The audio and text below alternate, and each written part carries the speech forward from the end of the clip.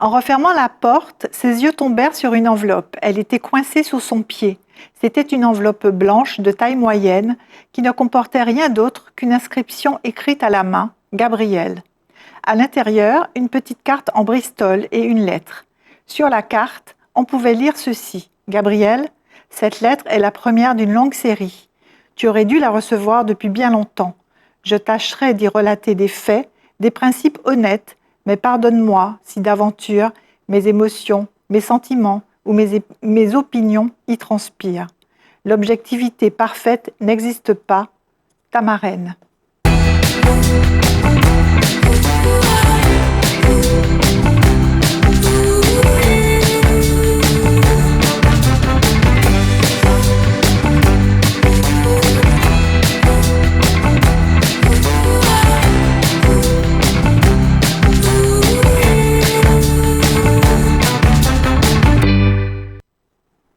Bonjour à toutes, bonjour à tous, bienvenue dans notre émission Au gré des pages. Aujourd'hui, nous recevons un auteur que vous connaissez bien. Il est aussi publicitaire, chef d'entreprise et surtout un acteur engagé dans notre société civile, connu pour ses positions d'ouverture et de dialogue. Mais vous le connaissez aussi à travers ses très nombreux ouvrages, dont un qui a particulièrement fait couler beaucoup d'encre, Dialogue improbable, et son dernier ouvrage, Zamana. Vous l'avez compris, nous recevons Emmanuel de Rênal. Emmanuel, bonjour. Bonjour Claire.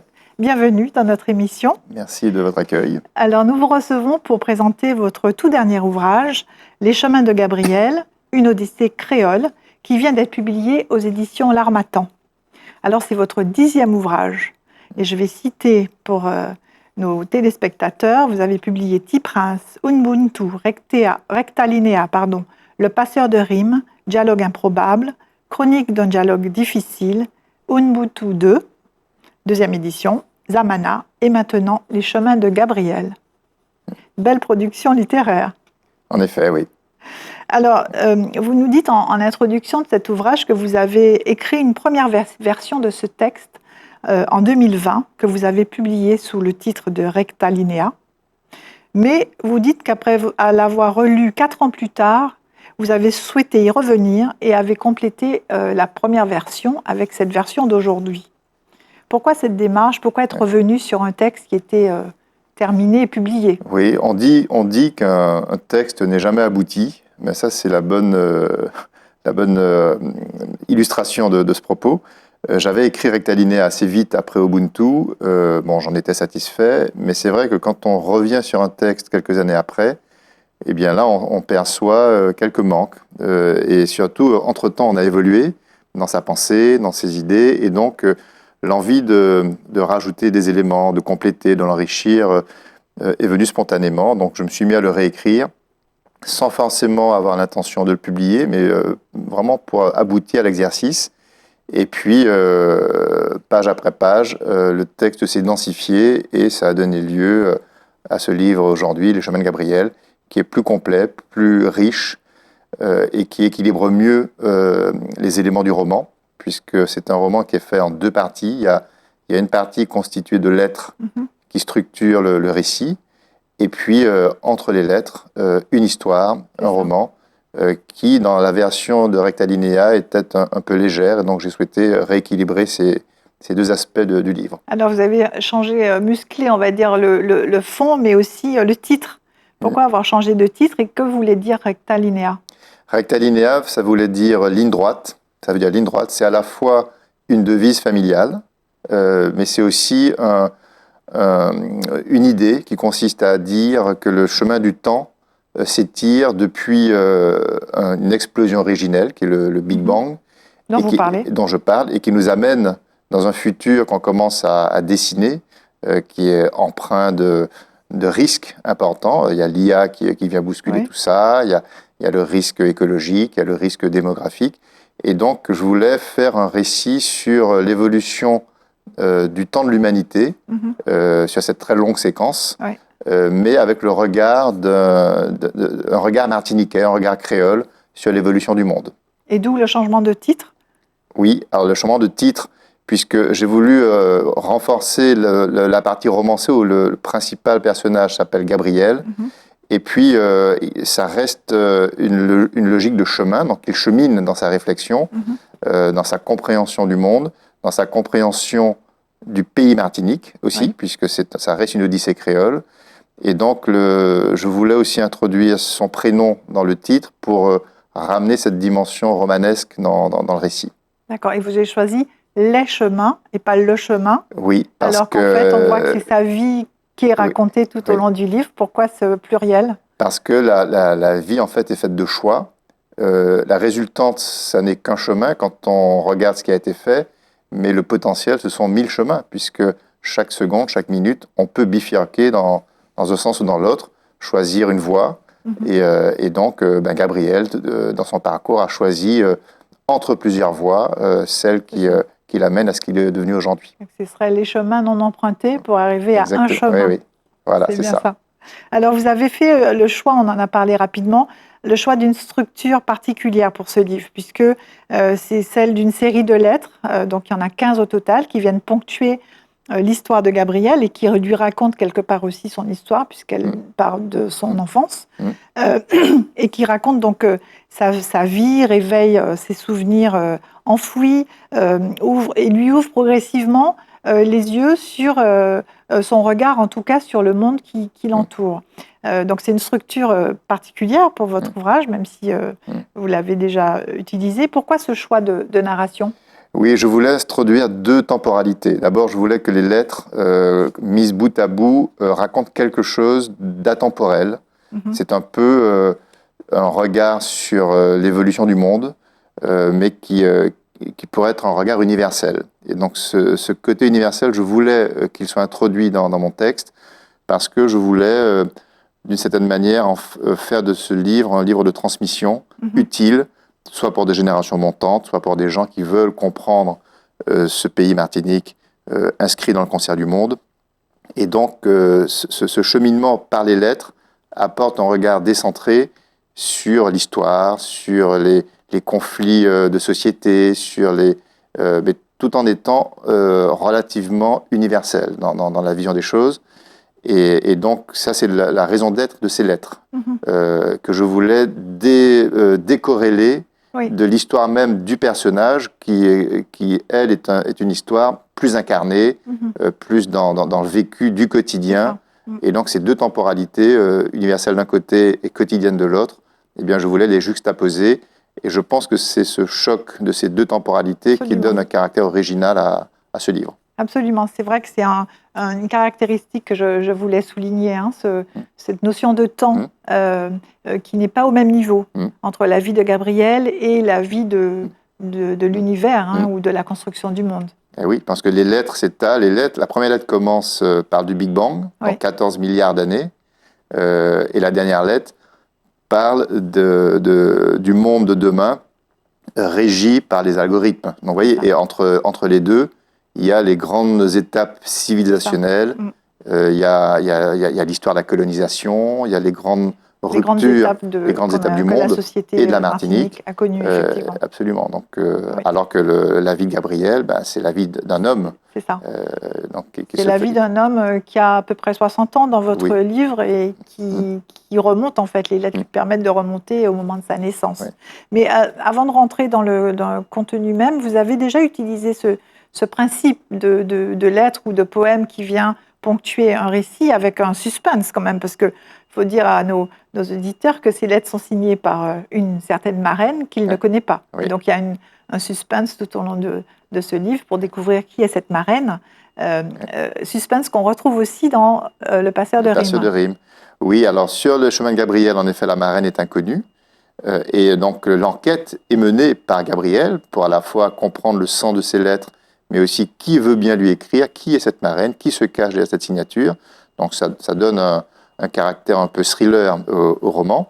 Et c'est vrai que j'avais utilisé la même méthode pour Le Passeur de Rime, où là c'était une quinzaine de poèmes qui apparaissaient de manière fortuite entre les mains du héros, et ces poèmes n'étaient pas signés, et ça l'intriguait. Et là encore, il avait mené dans ce livre-là, il avait mobilisé autour de lui des petits enquêteurs, qui étaient ses élèves, puisqu'il était enseignant, pour pouvoir savoir qui était derrière ces poèmes. C'est un très beau livre, on reviendra dessus dans une autre émission, mais si on revient à Gabriel, donc on a parlé justement de cette problématique du temps, en tout cas cette construction du temps qu'on retrouve avec cette frise historique bien documentée sur l'histoire de la Martinique, l'histoire de l'humanité en général, jusqu'à la crise sociale qu'on vient de traverser et l'IA qui est déjà présent.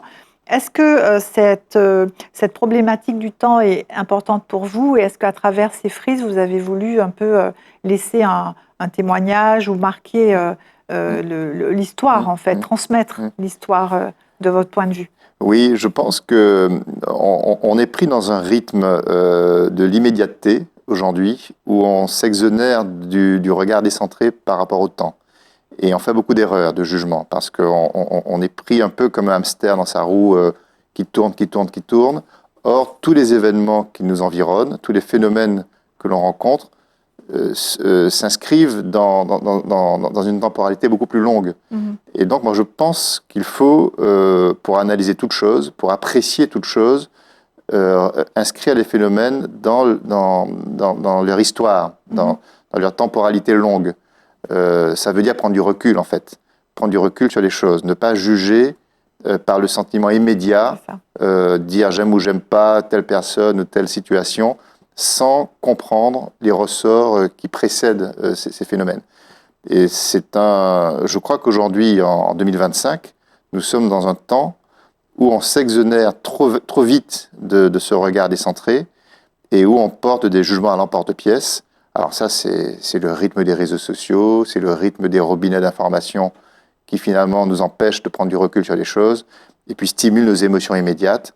Et ça nous fait faire beaucoup d'erreurs que l'on constate dans notre quotidien aujourd'hui. Donc moi, je suis de ceux qui pensent qu'il faut se poser, jouer un peu la lenteur, ouvrir les cadrans du regard pour réfléchir, lire, se documenter. Vous le dites très bien dans une des lettres que je vais citer tout à l'heure, mais vous avez aussi le souci d'éveiller l'opinion, d'éveiller les manipulations qui peuvent être faites de l'opinion publique. Et notamment, vous parlez des événements de 1959, où vous expliquez comment un banal accrochage a dégénéré en émeute raciste et comment une version politique des faits, en fait, a été construite. Oui, mais on dit souvent que l'histoire est une putain qui se vend aux vainqueurs.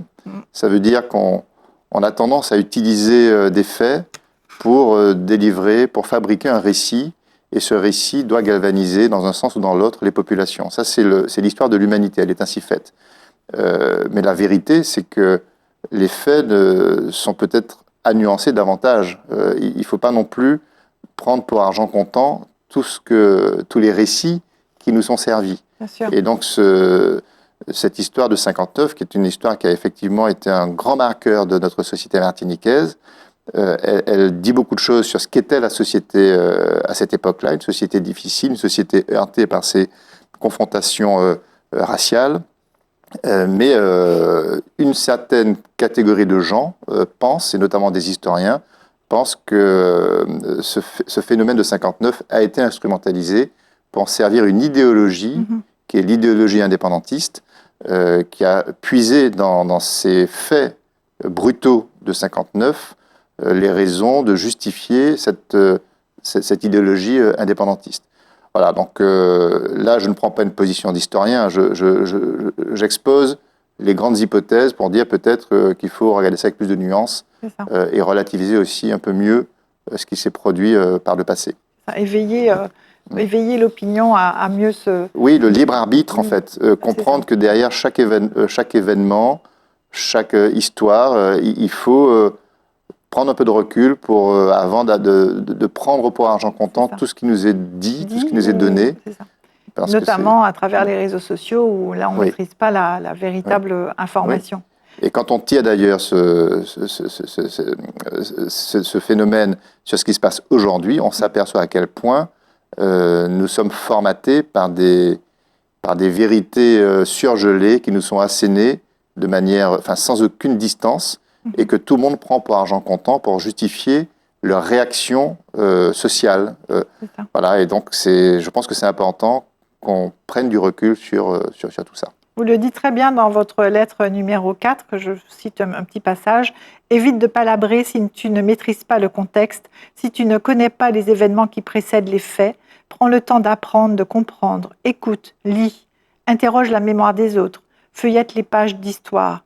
L'histoire, c'est la somme des récits que les hommes ont inventés pour raconter le passé. Elle n'est pas forcément vraie, mais elle est réelle. Elle est utile pour savoir d'où l'on vient. Elle est dangereuse quand on y va chercher des raisons de se quereller. L'histoire se veut objective, mais elle ne l'est jamais vraiment.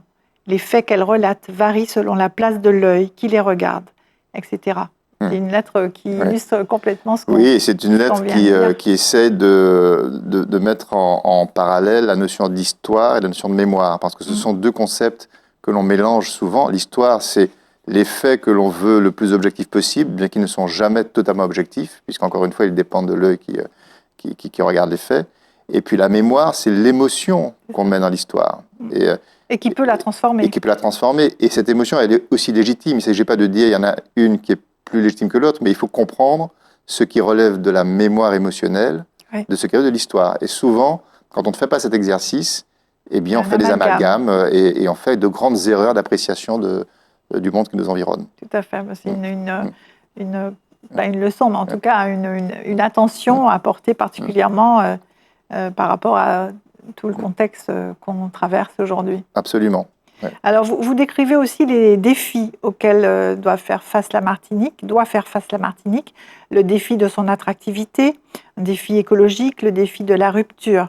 Quelque part, vous avez une vision un peu pessimiste de notre société, de ce que l'on vit.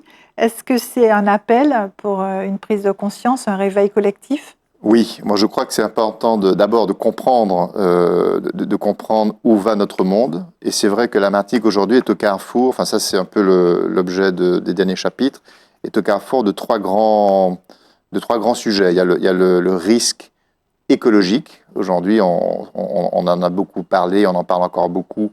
Et la Martinique est aux premières loges des effets du risque écologique planétaire.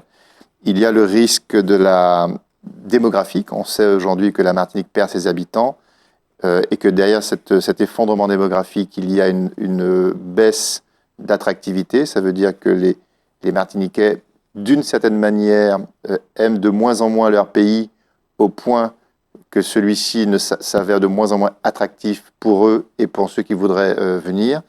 Et puis le troisième risque, c'est la rupture technologique qui vient casser les équilibres sociétaux qui existaient jusque-là, notamment l'avènement de l'IA, l'agressivité des réseaux sociaux qui s'insèrent dans nos quotidiens. Et donc ces trois phénomènes fabriquent quelque chose sur lequel il faut avoir un regard critique et puis se poser des bonnes questions. Est-ce qu'on se laisse porter par ces trois forces négatives ou est-ce qu'on devient lucide et on prend quelques décisions dans nos comportements individuels et collectifs, parce que le but de tout Martiniquais, enfin de tout humain, c'est d'essayer d'agir pour que le devenir collectif soit un peu meilleur que la vie que pouvaient connaître les parents, par exemple. Bien sûr.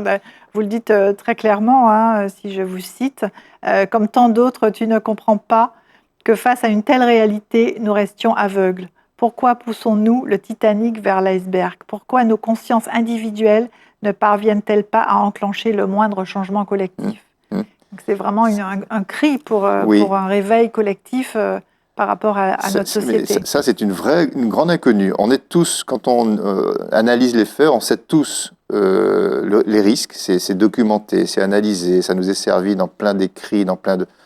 Mais pour autant, dès lors qu'il s'agit, nous, individuellement, d'adopter un comportement qui va dans le sens de la résistance ou du progrès, eh bien, là, on ne bouge plus. Et c'est étonnant quand même. Une sorte d'inertie. Il y a une espèce d'inertie, alors, soit on se dit, c'est pas la peine que je bouge moi parce que ça n'aura pas d'impact sur le collectif, mais si tout le monde raisonne comme ça, on est certain, en effet, que le Titanic va finir par percuter l'iceberg.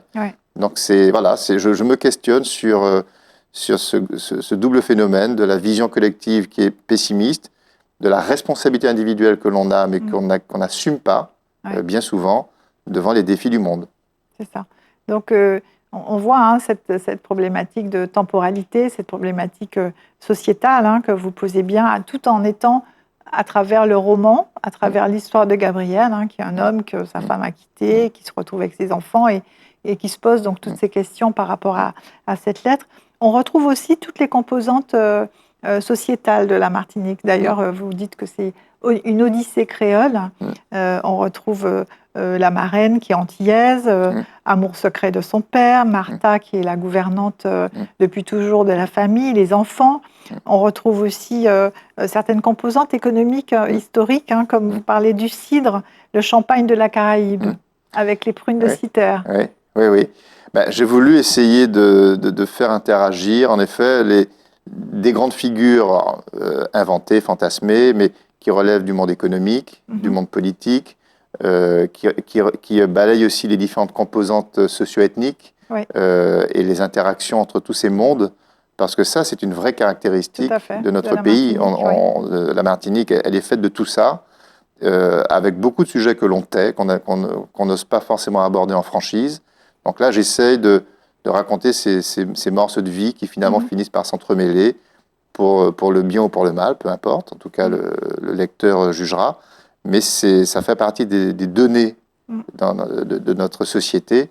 Et donc, il ne fallait pas les évacuer, il ne fallait pas les taire. C'est pour ça que ce livre est très riche, en fait, parce qu'il a plusieurs clés de lecture en fonction du curseur que l'on veut y mettre. Alors, il y a aussi quelque chose qui m'a interpellée, c'est que cette marraine, quelque part, qui est plus âgée que lui, puisque en fait, elle l'a vu naître et elle lui raconte sa vie, c'est cette marraine qui quelque part, l'éveille et qui le met en garde contre les problématiques de la société qu'on connaît aujourd'hui, que ce soit historique ou que ce soit les problématiques actuelles comme l'IA et les réseaux sociaux. Et c'est donc elle qui l'incite, qui l'éveille en fait à cette problématique et lui qui fait prendre conscience. Donc il y a une sorte de paradoxe, mais qui est intéressant. C'est vrai, c'est intéressant d'avoir noté ça. La marraine, elle joue le rôle du Jiminy Cricket, c'est-à-dire le rôle de la conscience.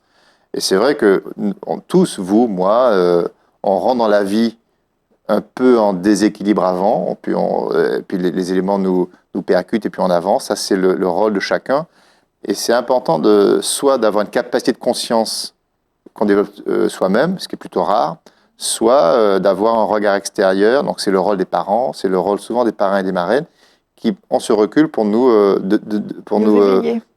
aider, nous guider un peu, nous donner quelques clés.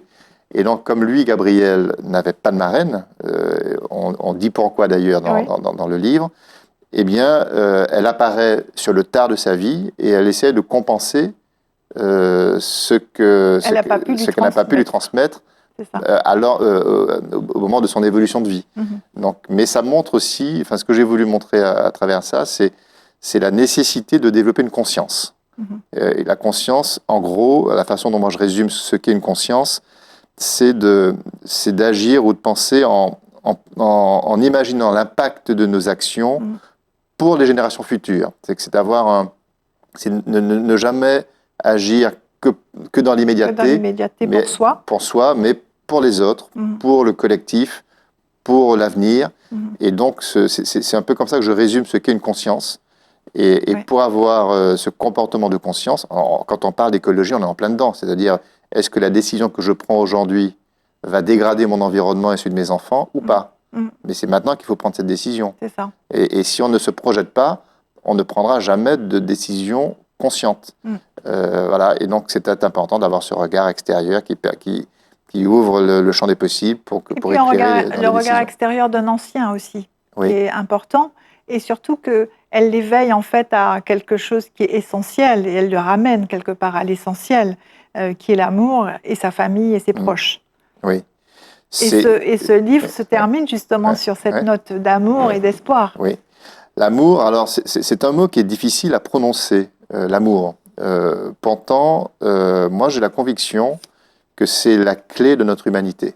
À un moment donné, quand on aura épuisé toutes les solutions technologiques, toutes les propositions de l'IA, des algorithmes, etc., qui sont des propositions rationnelles, des propositions techniques, quand on aura épuisé tout ça, si on veut chercher au fond de soi ce qui nous distingue de l'animal, eh bien, il ne reste plus que cette capacité sincère d'aimer. C'est ça qui fait que nous sommes des êtres vivants. Et qui fera la différence avec l'IA. Et oui, exactement. Donc l'amour, c'est pas simplement un mot béni oui oui, ou enfin un mot gentillet, galvaudé, c'est quelque chose d'assez essentiel. Parce que l'amour, c'est le sens de l'altérité absolue, c'est-à-dire prendre en compte le projet de l'autre dans son comportement à soi, donc se mettre à la place de l'autre, c'est ça l'amour. Ouais. Donc c'est cette altérité qui est essentielle. Et si on veut notamment influencer les algorithmes qui vont nous gouverner demain, alors je pose l'hypothèse qu'on puisse les programmer en leur apportant cette capacité d'altérité. Donc en donnant dans le projet final des algorithmes au moins cette volonté d'amour, si on veut que les décisions ne soient pas que techniques. Et voilà. Ben, votre conclusion est pleine d'optimisme, puisqu'en fait le livre se termine sur cette ode à l'amour et le fait de revenir à l'essentiel. Et donc on voit que votre livre est très riche et très intéressant, en tout cas à plusieurs titres et sur plusieurs niveaux. Merci Claire. Merci Emmanuel pour ce moment de partage. Merci chers téléspectateurs de nous avoir suivis. Cette émission s'achève. Je vous donne rendez-vous pour découvrir un prochain auteur et un prochain ouvrage. À bientôt.